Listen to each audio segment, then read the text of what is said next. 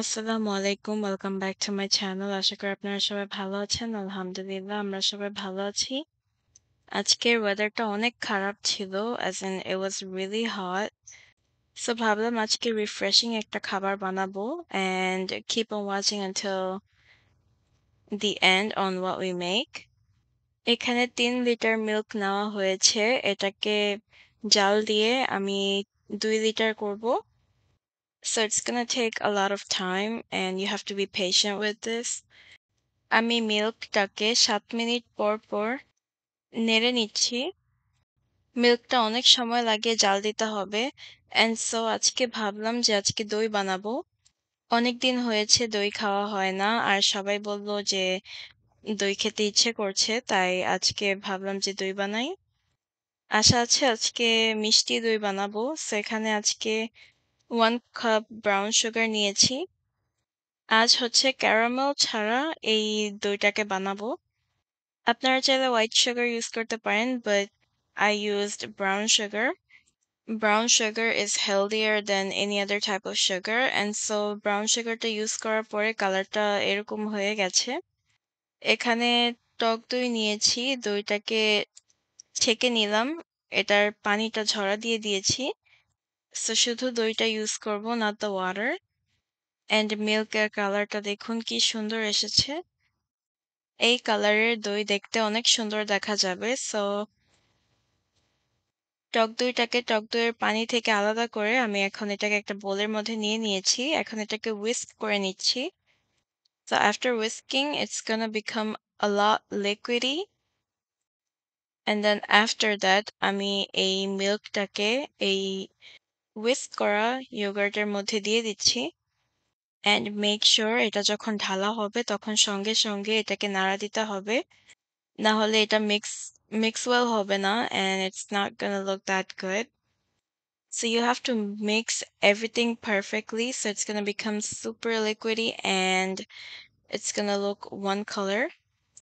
এটাকে অনেক সময় লাগিয়ে আমি whisk করেছি and পুরোটা মিল্কই ইউজ করে নিয়েছি. So far it looks really good. এখন এই মিক্সচারটাকে আমি বাটিতে ঢেলে নিচ্ছি. So পুরোটা ভরে নিব and the bubbles are the main part. Like you should keep the bubbles. So আজকে ২টা বাটি নিয়েছি and ২টা বাটি আমি ভরে নিচ্ছি। এই দইগুলোকে আমি ৮ ঘন্টা একটা গরম জায়গায় রেখে দিব and then ৮ ঘন্টা পরে আপনাদেরকে দেখাচ্ছি। ৮ ঘন্টা গরম একটা প্লেসের মধ্যে এটা রেখে দিয়েছিলাম and then আমি ১ ঘন্টা এটা ফ্রিজারে রেখেছিলাম and look how beautiful this looks. And it does not look like jelly or anything at all. দেখতে অনেক শক্ত হয়েছে। আমি এটাকে অনেক মুভ করেছি কিন্তু কোনো মুভমেন্ট ছিল না। দেখুন কত সুন্দরভাবে আমি দইটাকে তুলে নিয়েছি। And look how beautiful this looks. The upper layer is cream color and the inside layer looks white. And look how beautiful this looks. দইটা দেখতে অনেক সুন্দর হয়েছে and এটা খেতেও অনেক মজা হয়েছে। এটা হচ্ছে আজকে মিষ্টি দই বানিয়েছি and এটা খেতে অনেক মজা হয়েছে। আমি আপনাদেরকে বলে বোঝাতে পারছি না যে কতটা মজা হয়েছে। এটা এক বসায় আমরা সবাই খেয়েছি একসাথে। সো এই প্যানটা আমাদের হয়ে গেছে খাওয়া। and so এই লেফট ওভারটা আমি আজকে লাচ্ছি বানাবো। লেফট ওভার দইটাকে আমি ব্লেন্ডার কাপের মধ্যে নিয়ে নিয়েছি। এখন আমি দিয়ে দিচ্ছি হচ্ছে একটু সুগার, জাস্ট অল্প একটু বিকজ আমাদের দইটা হচ্ছে মিষ্টি and then a little bit of lemon juice and we have the ice.